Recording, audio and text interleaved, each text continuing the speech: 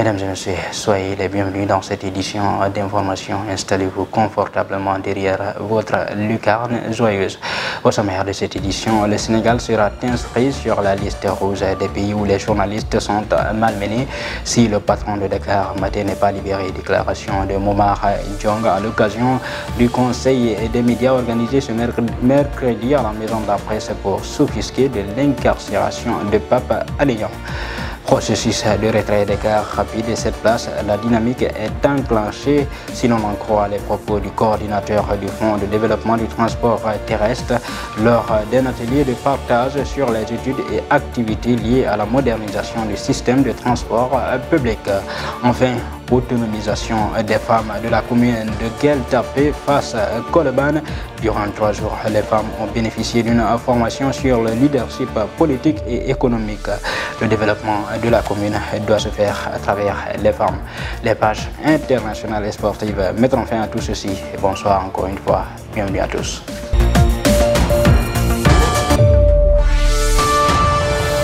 Comme annoncé dans le sommaire très remonté, les confrères et consoeurs ont tenu ce mercredi un conseil des médias à la Maison de la Presse Babacar Touré pour s'offusquer de l'arrestation du journaliste d'investigation Pape Alé Niang. Pour le consultant et journaliste Momar Diong, il faut que la population sache qu'au-delà de la libération du patron de Dakar Matin, c'est un combat pour la liberté de la presse, un combat pour la démocratie sénégalaise. Nous suivons le consultant journaliste de la Sen TV. Nous avons eu également à rencontrer les organisations des droits humains. On s'est dit qu'il y avait lieu, à quelques jours de la marche prévue vendredi prochain, de rassembler toute la corporation pour préparer la mobilisation. C'est une sorte donc de veillée que nous organisons aujourd'hui. Et cette veillée-là, nous convions tous les Sénégalais à en comprendre le sens. Et à savoir que si nous en sommes aujourd'hui là, c'est parce qu'il y a une obligation que nous avons vis-à-vis du peuple, que nous avons voulu respecter et qui nous vaut aujourd'hui des brimades, des agressions contre la profession, des injures, des propos calomnieux et même la prison, comme aujourd'hui c'est le cas de Pape Alé Niang. Il faudrait donc que les Sénégalais sachent qu'au-delà de Pape Alé Niang, c'est un combat pour la liberté au Sénégal, un combat pour la démocratie, un combat pour la liberté d'expression. Et tant que Pape Alé Niang sera dans les liens de la détention, nous allons continuer à mettre la pression sur le gouvernement. Et sous ce registre, nous venons d'avoir aujourd'hui un soutien de taille à travers la Convention pour la protection des journalistes qui est basée aux États-Unis et qui est l'équivalent de Reporters sans frontières, qui s'est engagé, si au-delà du 1er décembre, Pape Alé Niang n'est pas libéré, d'inscrire le Sénégal sur la liste rouge des pays où les journalistes sont malmenés et ou en danger. Ce qui serait très dévalorisant pour l'image de notre pays. Autant pour moi, c'est le comité pour la protection des journalistes basé à New York. C'est un soutien de taille et une pression supplémentaire qui est mise sur le gouvernement pour que Pape Alé Niang soit libéré le plus rapidement possible. Justement, sur cette question de liberté de presse ici au Sénégal, le CPJ, entendu par la Comité pour la protection des journalistes, menace de classer le Sénégal dans la liste des pays dangereux pour les journalistes. En effet, le CPJ est catégorique. Le Sénégal sera classé parmi les pays où les journalistes ne peuvent pas exercer leur métier en toute sécurité si le journaliste Pape Alé Niang n'est pas libéré d'ici le 1er décembre prochain. Le comité juge la situation difficile, voire très préoccupante au Sénégal. Je vous le disais également dans le sommaire, le processus du renouvellement du parc automobile du Sénégal suit bien son cours normal avec comme finalité le retrait des cars rapides et des véhicules 7 places de la circulation. L'annonce du coordinateur du Fonds de développement du transport terrestre. Selon Babacar Gaye, la dynamique est déjà enclenchée. Suivez. Il y a des études qui ont été faites à peu près il y a une quinzaine d'années de cela. Aujourd'hui même, on parle du renouvellement. Pour vous dire que, voilà, même les véhicules qui ont été renouvelés au début des années 2000 ont déjà plus de 20 ans. Donc il fallait se regrouper, se retrouver pour voir les mesures urgentes à prendre dans le court moyen terme parce que voilà, comme nous le savons tous, il y a une trentaine d'années de cela, nos routes étaient accidentogènes, mais avec l'émergence des infrastructures, le BRT, le TER, il y a une réduction des accidents. Maintenant, on a de très bonnes routes, on a des autoponts, on a des infrastructures vraiment très modernes, parfois qu'on ne retrouve pas dans les autres pays, notamment ceux du Nord. Il fallait compléter un peu ce segment-là pour avoir de nouveaux véhicules tous les jours. Vous lisez dans les médias qu'il y a des accidents par-ci, par-là. Donc le fonds devrait jouer son rôle en tant que véhicule financier. L'aspect technique sera laissé aux collaborateurs et autres directions du ministère et des autres ministères partenaires. Nous, en ce qui nous concerne le FDTT, la mission est très très claire à notre niveau, mais également au niveau des acteurs, comme étant un véhicule financier qui est là pour booster la modernisation, pour booster surtout le renouvellement du parc de notre transport. Il y a un processus qui a été enclenché parce que sous l'idée ingénieuse de M. le Président de la République qui a bien voulu confier cette mission à M. le ministre qui, à son tour, nous a confié une mission. Là, nous démarrons un processus de renouvellement.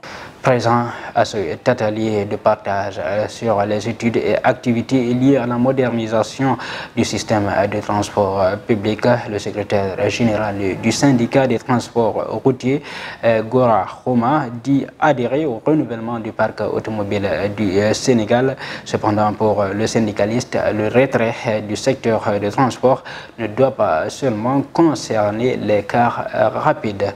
Nous suivons le syndicaliste. C'est les Sénégalais qui le veulent. Nous le réclamons, mais c'est les Sénégalais qui en veulent des véhicules de toute sécurité, des véhicules neufs, des bonnes routes.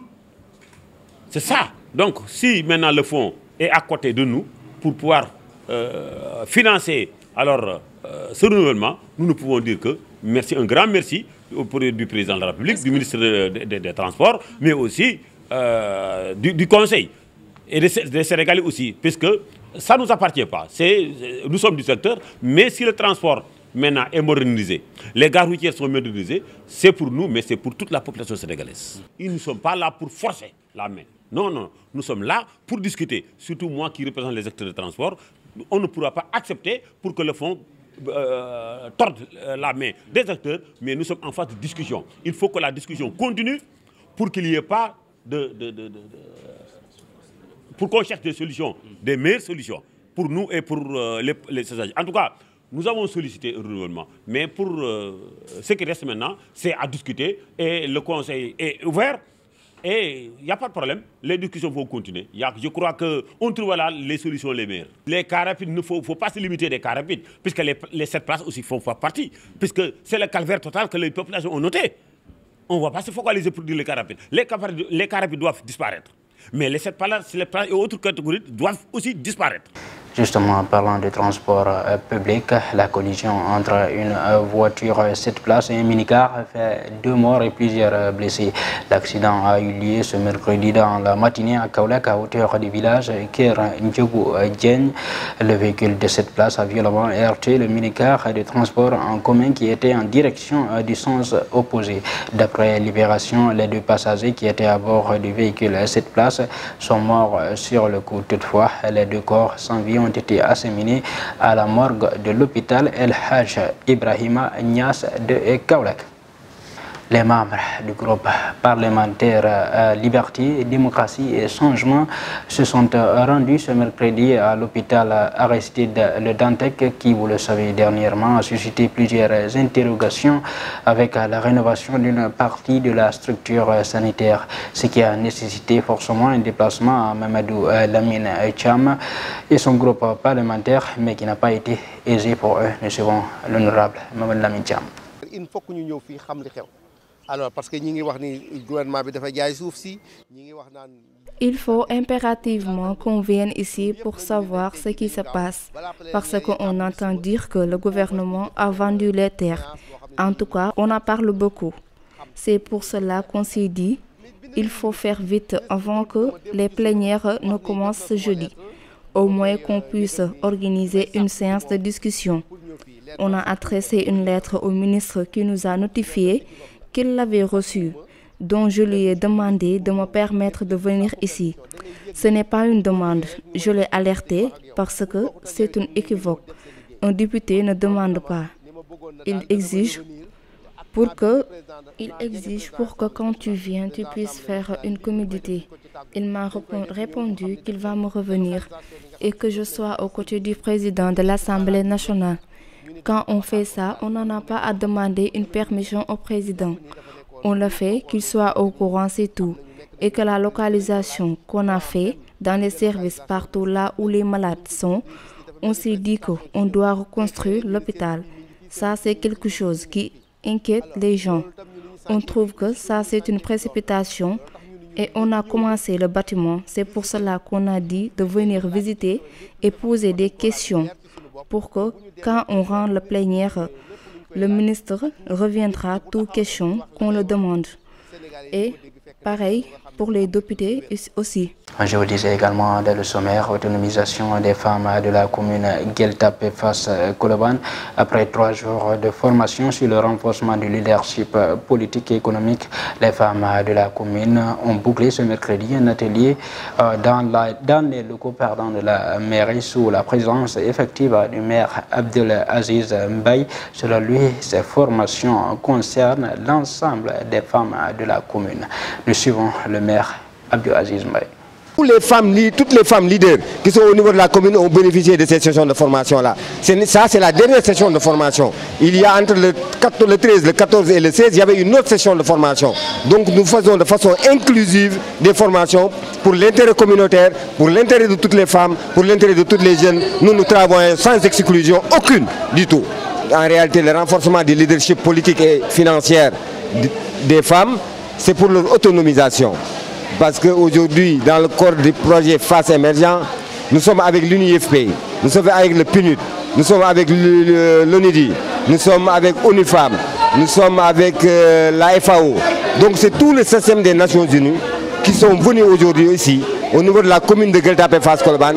Et ils veulent que cette commune de Gueltapé face Colobane, que je dirige moi, Abdel Aziz Mbaye, que cette commune-là soit la vitrine du système des Nations Unies en Afrique dans le cadre du développement émergent et intégré. Nous organisons des sessions de formation, d'abord pour les jeunes et pour les femmes notamment. Ensuite, pour les personnes souffrant d'un handicap aussi, nous les intégrons dans tout projet que nous faisons ici. Maintenant, nous, l'apport que nous avons, c'est d'abord d'aller faire le plaidoyer. Parce qu'il n'y a pas longtemps, j'étais en Afrique australe pour faire un plaidoyer pour ma commune avec le système des Nations Unies, notamment le PNUD. Maintenant, nous, ce que nous faisons un plaidoyer et demandons à ces institutions financières-là du monde de mettre à notre disposition des moyens pour que l'on puisse régler nos problèmes. Parce qu'aujourd'hui, moi, si le Fonds des Nations Unies me met en place un fonds de 300 millions ou 400 millions ou 500 millions, mais je vous dis, en moins de 6 mois, je le transforme en un fonds de 2000 milliards. La police vient de démanteler un grand réseau de trafic de migrants à Tambacounda. Un homme a été arrêté avec ses acolytes. En effet, cette localité est transformée en un lieu de départ de migrants en raison de sa position stratégique. Selon l'observateur, le trafiquant proposait de convoyer ces migrants vers la Libye via son agence de voyage au garage Kotiari, moyennant des sommes allant de 500 000 à 750 000 francs CFA. Voilà pour l'actualité nationale. À présent, celle internationale COP27. Des activistes exigent des garanties pour protéger le climat. MINUSMA, l'Allemagne veut retirer ses troupes du Mali d'ici fin 2023. Et puis le sommet de l'APEC entend démontrer l'importance croissante de la zone Asie-Pacifique. Nous suivons le point. À mesure que la fin de la COP africaine approche, les activistes pour le climat maintiennent la pression sur les leaders mondiaux qui doivent livrer d'ici vendredi prochain une déclaration sur les engagements à prendre pour réduire le réchauffement de la planète à 1,5 degré Celsius. Il est urgent, affirme cet activiste, que cet objectif soit évoqué et respecté. Nous avons vu des gouvernements et différents décideurs dans ces salles au cours de la semaine dernière et nous ne pensons pas que les gens comprennent le type d'urgence dont il s'agit. Et puis l'Allemagne compte retirer ses troupes du Mali au plus tard fin 2023, mettant fin à leur engagement au sein de la mission de l'ONU dans ce pays. Voilà ce qu'a indiqué mercredi à l'AFP une source gouvernementale. Les soldats allemands doivent mettre fin à leur engagement dans l'opération des casques bleus de l'ONU au plus tard fin 2023, a indiqué cette source sous couvert de l'anonymat. Plusieurs pays ont entrepris de réexaminer leur participation à la MINUSMA à raison notamment de la montée de l'instabilité. Les Occidentaux dénoncent également la présence des mercenaires du groupe russe Wagner venus au pays à l'appel de la junte qui dirige le Mali. Le sommet de l'APEC Asie-Pacifique s'ouvre ce vendredi 18 novembre à Bangkok en Thaïlande en présence de 21 chefs d'État de la région et au-delà. La France a également été invitée comme partenaire et Emmanuel Macron est arrivé mercredi dans la capitale thaïlandaise. Ce sommet veut souligner l'importance croissante de cette région du monde. C'est le 3e sommet international qui se tient en une semaine en Asie du Sud-Est. Place à la page sportive. Coupe du Monde 2022. Les Pays-Bas sont capables d'aller au bout, mais nous sommes le Sénégal. Déclaration du coach Aliou Cissé lors d'une mise au point ce mercredi soir. CAN handball féminine 2022. Le Sénégal se qualifie pour les demi et Soukeina Sagna encore MVP du match. Toujours CAN handball 2022, la Côte d'Ivoire éliminée, le Cameroun et le Congo en demi-finale. Nous serons le point avec Pendagé. L'actualité sportive que nous démarrons avec le sélectionneur des Lions s'est exprimé sur le premier adversaire du Sénégal à la Coupe du Monde. Les Pays-Bas seront les premières sur la route des Lions pendant la Coupe du Monde. Malgré avoir raté la dernière édition, contrairement au Sénégal, les Oranges font figure de grands outsiders au Qatar. Cela dit alors que nos champions d'Afrique devront batailler ferme pour réussir leur entrée en matière. Le sélectionneur sénégalais livre ses sentiments par rapport à ce duel. La Hollande n'est pas une équipe à présenter, c'est une belle équipe qui aujourd'hui est capable d'aller au bout de cette compétition. Mais comme je le dis aussi, nous sommes le Sénégal, nous avons aussi des arguments à faire valoir. C'est nous concentrer et essayer de donner la meilleure réplique face à cette équipe hollandaise, a déclaré Aliou Cissé dans les propos rapportés par la FSF, Fédération sénégalaise de football. Et puis le Sénégal s'est bien repris après sa défaite en 3e journée de poule contre le Cameroun. Ce soir à Dakar Arena, les Lions ont dominé sur le fil l'Égypte dans un match qui s'inscrivait dans le cadre des quarts de finale de la CAN féminine handball. Cette victoire 21-19 très précieuse envoie le Sénégal à la prochaine grande messe de handball mondial pour la 2e fois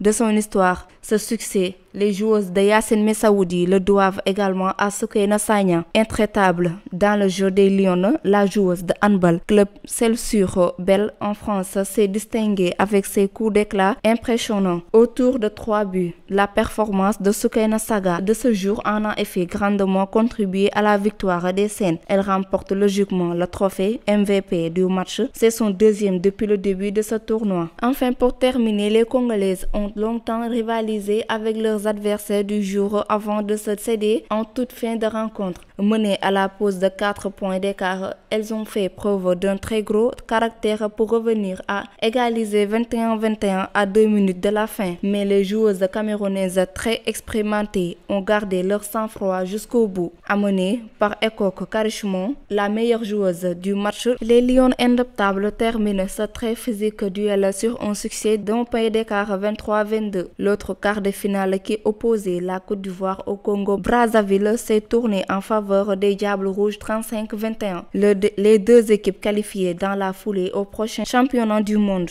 s'affronteront pour une place en finale de la 25e édition du championnat d'Afrique des Nations féminines de handball. C'était tout pour l'actualité sportive. Merci Penda pour ces explications. Mesdames et messieurs, voilà qui met fin à cette édition d'information. Tout le plaisir a été pour moi de vous servir. Restez en notre compagnie, vous avez les meilleurs programmes télé.